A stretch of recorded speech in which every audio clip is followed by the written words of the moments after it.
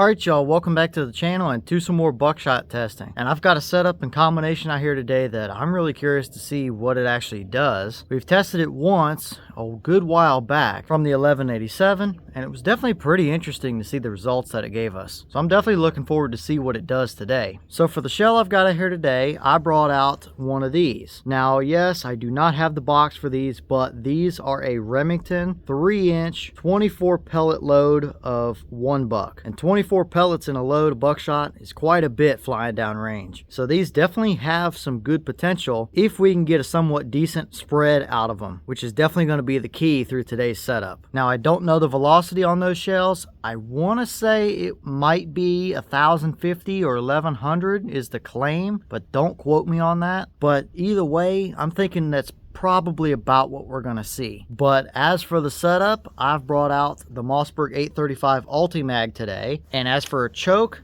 we're going to start out with the stock full choke for the gun today. Stock full chokes are typically what I run, or at least start with when I shoot buckshot. So we're going to start with the stock full choke today and see what it gives us, because it may like a little bit more or a little bit less constriction as we continue to test it. But that 835 has been kind of a mixed bag with buckshot shells. So can the shell perform good today? There's definitely a possibility, but it could also perform pretty lackluster as well. But I definitely think the extra pellets in this load are going to give us a much better chance. But as for the test, we're going to do it the same as we usually do. I have the big paper set up at 40 yards. I also have the chronograph, so we'll be able to see what kind of speed we're actually getting from this particular shell. And I also have the templates as well, so that way when we go down and look and see how they did, we can lay a template up and get kind of a better reference point. So let's head up here to the chronograph and take this shot and see how this combination might actually perform for us.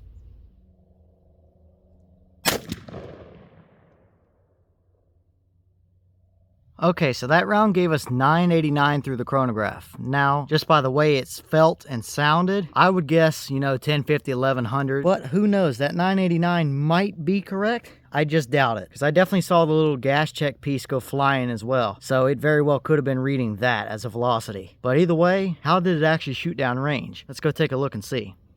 Alright, so now we're down here at 40 yards, and this is what we got. Now for reference, the paper is 36 by roughly 36 inches, and the white spray paint mark there in the middle was my point of aim. Now this pattern gave us 18 pellets on this piece of paper here, but the last time we tested these, we saw 21 or 22 pellets on the paper, so we are missing a few pellets off this paper. Probably off to the left-hand side there, just looking at how the pattern favored to the left a little bit. But overall here, it's definitely not the tightest pattern by any means, but we do have a pretty decent little margin of error or spread right here to really work with. I mean, that's a lot of buckshot pellets flying down range, that's for sure. So initially, not looking too terrible for what this particular load actually is, but let's throw some templates up and see what it kind of looks like.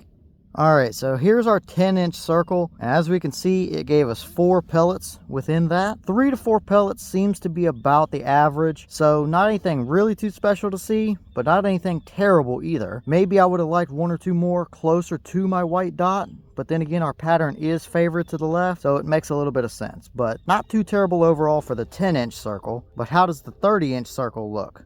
Alright, here's our 30-inch circle, and it gave us 15 pellets within that. So not too terrible. I mean, if it was a 15 pellet load, all of your pellets would be within that circle. But we can clearly see how it is definitely favored to the left. But 15 pellets flying down range, that's not too terrible within that circle. Of course, it'd be nice to see all the pellets within that circle, but that's definitely not too bad. Alright, so now we're on to our deer template here, and this is what that looks like. Now, we line our point of aim up with kind of where we would want it to be. It gave us 9 pellets that hit the deer. Now, for a 24 pellet load, that's not too many, but as we can see, we definitely have a pretty decent amount of leeway here, and that is still a lot of pellets hitting that deer. There's no doubt about that. So would that have been a dead deer? Yeah, absolutely. I mean, you have multiple right in the heart and lungs area there, several more back through the liver and into the guts. There's no doubt in my mind that that deer would have been down within a pretty short distance overall. So is it a, super impressive performance? No, maybe not, but absolutely it's good enough to get the job done and gives you a little bit of leeway when you do it as well. But let's throw the hog template up just to see what that looks like. I think it's going to be pretty much the same story here, but let's take a look at it anyway.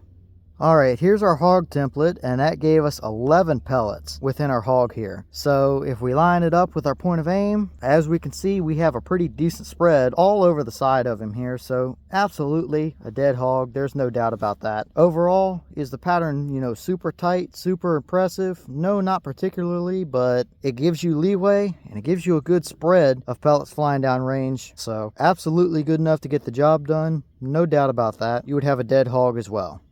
Okay, and here's that little green gas check base piece out of those shells. Definitely not anything too special to see, just green piece of plastic that sits underneath of the buckshot in the shell. So nothing too out of the ordinary here.